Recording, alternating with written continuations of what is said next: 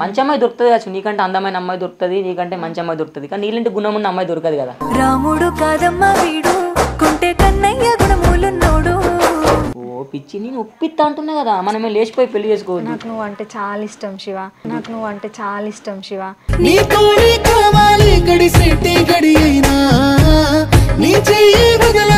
మనం ఒకటి చేసుకున్నాం 100% నిన్నే పెళ్లి చేసుకుంటా నేను. 20% అయిపోయింది ఆల్రెడీ పెళ్లి మన ఇద్దరిది.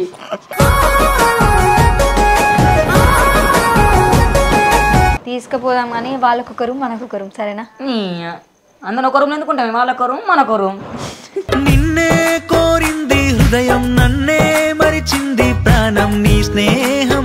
నువ్వు అన్నావు కదా నన్ను మంచిగా చూసుకుంటావని, నీ కాలు కింద పెట్టనీయకుండా, నీకేం కష్టం రాకుండా, నీ కష్టమే నా కష్టం అనుకొని ప్రతి కష్టం నీ భర్త నేను మంచిగా చూసుకుంటా, సరేనా? పావురాల జంట మన జంట మల్లేశ పచ్చంగా నీతోటి వేయి జన్మాలుంటా.